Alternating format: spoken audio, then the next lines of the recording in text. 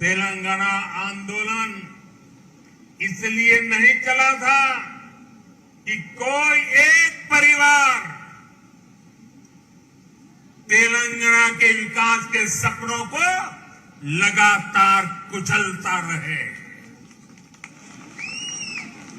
तेलंगाना आंदोलन इसलिए नहीं चला था कि कोई एक परिवार साम दाम दंड भेद ये रास्ता अपना करके तेलंगाना को तबाह करने में नई नई साजिश करते रहे। साथियों, परिवारवादी पार्टियां भारत की केवल एक सियासी समस्या नहीं है। परिवारवाद और परिवारवादी पार्टियां देश के लोकतंत्र और देश के युवा दोनों की सबसे बड़ी दुश्मन है। देश ने देखा है, तेलंगाना के लोग देख रहे हैं कि एक परिवार को समर्पित पार्टियां जब सत्ता में आती है तो कैसे उस परिवार के सदस्य भ्रष्टाचार उसका सबसे बड़ा चेहरा बन जाते हैं। तेलंगाना के लोग देख रहे हैं कि परिवारवादी पार्टियां किस तरह सिर्फ अपना विकास करती हैं, अपने परिवार के सदस्यों की तिजोरियां भरती हैं। इस परिवारवादी पार्टियों को गरीब के दर्द की, गरीब की तकलीफ की न उनको कोई चिंता होती है, न कोई परवाह होती है। इनकी राजनीति सिर्फ इस बात पर केंद्रित होती है कि एक परिवार लगातार किसी भी तरह सत्ता पर कब्जा करके लूट सके तो लूटता रहे। इसके लिए ये लोग समाज को बांटने की साजिश रखते हैं। जनता का विकास में उनकी कोई रुचि नहीं होती है।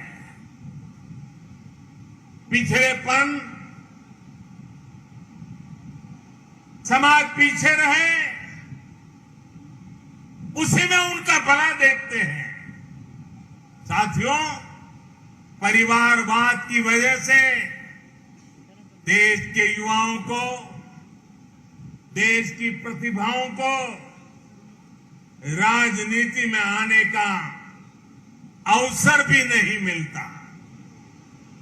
परिवारवाद उनके हर सपनों को कुचलता है, उनके लिए हर दरवाजे बंद करता है। इसलिए आज 21वीं सदी के भारत के लिए परिवारवाद से मुक्ति, परिवारवादी पार्टियों से मुक्ति एक संकल्प भी है और एक नैतिक आंदोलन भी है। जहां जहां परिवारवादी पार्टियां हटी है, उनका अस्त हुआ है, वहां वहां विकास के रास्ते भी खुले हैं। अब इस अभियान को आगे बढ़ाने की जिम्मेदारी तेलंगाना के मेरे प्यारे भाई और बहनों की है, तेलंगाना की जनता की है। साथियों, एक और भाजपा की लड़ाई तेलंगाना के भविष्य के लिए है, तो दूसरी ओर ये लड़ाई तेलंगाना के सम्मान, स्वाभिमान और पहचान की भी है। यहां एयरपोर्ट से बाहर आते ही तेलंगाना की जो हवा में महसूस कर रहा हूं, ये जो मैं दृश्य देख रहा हूं, ये तपती धूप में आप लोगों का उत्साह उमंग देखता हूं।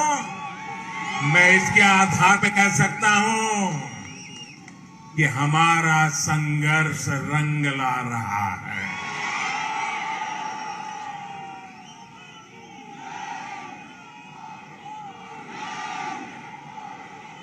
पिछले दिनों अलग अलग चुनावों में भाजपा की जीत इस बात का स्पष्ट संकेत है कि तेलंगाना में अब लोगों ने मन बना लिया है। तेलंगाना में अब बदलाव पक्का है। तेलंगाना में अब भाजपा तय है। साथियों, भाजपा ने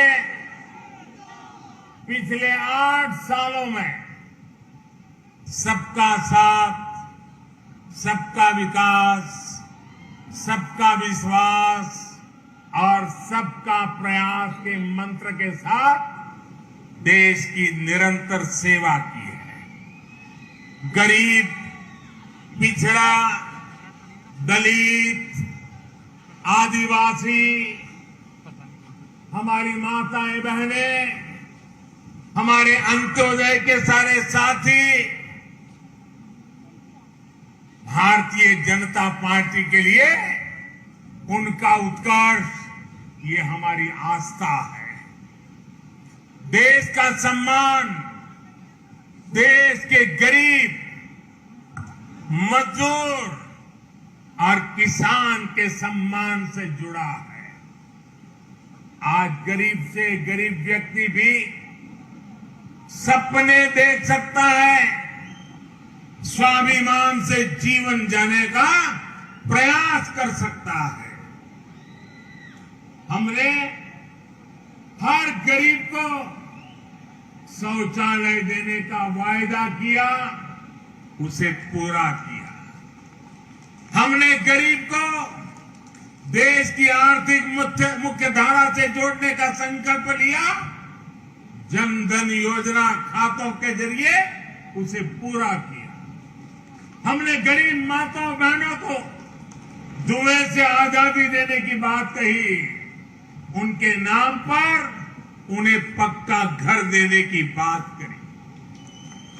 पूरे देश में आज करोड़ों गरीबों का ये सपना साकार हो रहा है। आज किसानों की उनके खातों में और खास करके मेरे छोटे किसान भाई बहनों को किसान सम्मान निधि मिल करके उनको एक नई ताकत मिल रही है।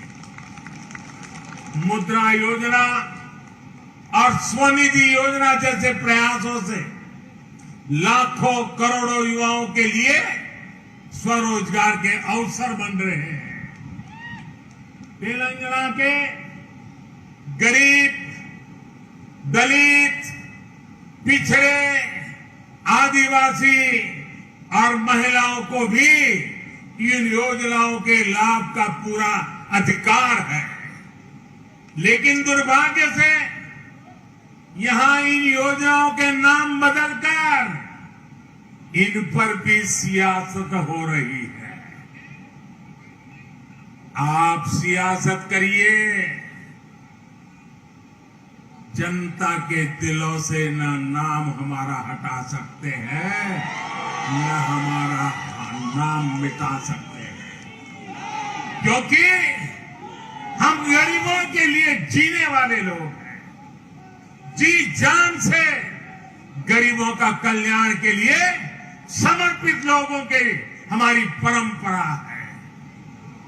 साथियों, जब योजनाएं प्रचार और परिवार के भ्रष्टाचार का शिकार होने लगे तो उससे सबसे ज्यादा नुकसान हमारे गरीब भाई बहनों का होता है, हमारे दलित, पीड़ित, शोषित, वंचित का होता है। भाजपा के कार्यकर्ताओं का दायित्व है इस सच्चाई को तेलंगाना के हर एक नागरिक तक लेकर जाएं। भाई और बहनों, हम सब जानते हैं कि तेलंगाना का सामर्थ्य क्या है, यहां कितनी संभावनाएं हैं। हम चाहते हैं कि तेलंगाना तेजी से विकास की रफ्तार पकड़े। साथियों, 21वीं सदी का नया भारत, आत्मनिर्भर भारत और मेक इन इंडिया के सपनों को लेकर आगे बढ़ रहा है। हमारे स्टार्टअप्स आज पूरी दुनिया में अपनी छाप छोड़ रहे हैं। आज हम दुनिया के तीसरे सबसे बड़े स्टार्टअप इकोसिस्टम है। अभी कुछ दिन पहले ही भारत का 100वां यूनिकॉर्न हमारे सामने आया है। आज हम एक बार फिर से दुनिया की सबसे तेजी से आगे बढ़ रही अर्थव्यवस्थाओं में से एक है। हमारी इस ग्रोथ स्टोरी का सबसे बड़ी भूमिका टेक्नोलॉजी की है। टेक्नोलॉजी का नेतृत्व दे रहे हैं हमारे युवा नौजवान साथी। और बात जब टेक्नोलॉजी की हो और तेलंगाना के युवाओं की क्षमताओं के बिना ये बात कभी पूरी नहीं हो सकती। इस क्षमता के पूरे इस्तेमाल के लिए तेलंगाना को एक प्रोग्रेसिव और ईमानदार सरकार की जरूरत है। ये सरकार केवल भाजपा ही दे सकती है। साथियों, आधुनिक ज्ञान विज्ञान के इस युग में मैं तेलंगाना के लोगों को एक और बात के लिए भी सतर्क करना चाहता हूं। आज के इस युग में अभी भी 21वीं सदी में भी जो लोग अंधविश्वास के गुलाम बने हुए हैं, वो अपने अंधविश्वास में किसी का भी नुकसान कर सकते हैं। ये अंधविश्वासी लोग तेलंगाना के सामर्थ्य के साथ कभी न्याय नहीं कर सकते। साथियों, मुझे याद है जब मैं गुजरात में मुख्यमंत्री था तो वहां भी कुछ शहरों की पहचान बना दी गई थी कि उस शहर में कोई मुख्यमंत्री जा नहीं सकता है, अगर वहां जाएगा तो उसकी कुर्सी चली जाएगी। भाइयों बहनों, मैं डंके की चोट पर वहीं पर जाता था, बार बार जाता था।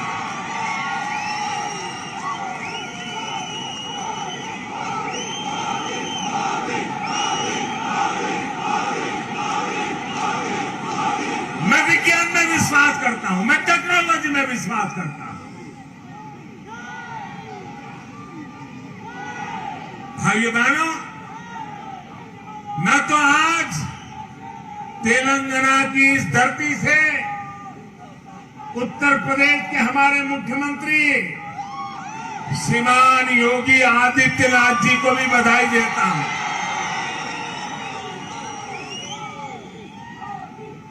उनके वो तो संत परंपरा से है, सन्यासी परंपरा से है। उनके कपड़े और वेशभूषा देख करके कोई भी बात मान लेगा। जब उनके सामने आया कि फलानी जगह पे नहीं जाना चाहिए, ढिकनी जगह पे नहीं जाना चाहिए, योगी जी ने कहा मैं विज्ञान में विश्वास करता हूं, और वो चले गए और दोबारा मुख्यमंत्री भी बन गए। अंधविश्वास को इस प्रकार से तवज्जो देने वाले लोग तेलंगाना को, उसके भविष्य को कभी संवार नहीं सकते हैं। भाइयों बहनों, ऐसे अंधविश्वासी लोगों से हमारे तेलंगाना को हमें बचाना है। मैं आप सभी भाजपा कार्यकर्ताओं से कहूंगा, हमें पूरी मेहनत करनी है। हमें तेलंगाना की जनता की सेवा में कोई कोर कसर नहीं छोड़नी है। मुझे पूरा विश्वास है कि भाजपा का हर एक कार्यकर्ता इसी उत्साह और समर्पण के साथ आगे भी काम करता रहेगा। तेलंगाना तेजी से विकास के रास्ते पर चलेगा, तुष्टीकरण की राजनीति से मुक्त होगा, परिवारवादी पार्टी के चंगुल से मुक्त होगा। और भाइयों बहनों, मैं 2013 वो समय भूल नहीं सकता। मैं तो गुजरात का कार्यकर्ता था, पूरा देश न मुझे जानता था, लेकिन हैदराबाद ने एक ऐसा इतिहास रचा था जिसने पूरे हिंदुस्तान की सोच में परिवर्तन लाया। मैं आपको याद दिलाना चाहता हूं, हिंदुस्तान के सार्वजनिक जीवन में वो पहली घटना थी और हैदराबाद तेलंगाना के लोगों ने करके दिखाया था।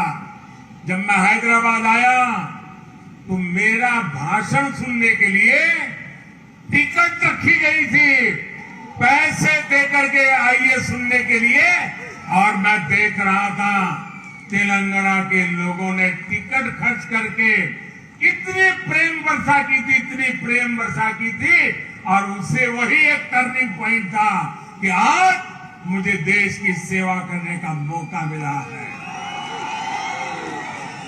यही हैदराबाद, यही तेलंगाना, हम नया इतिहास बना करके तेलंगाना में झंडा गाड़ने वाला है।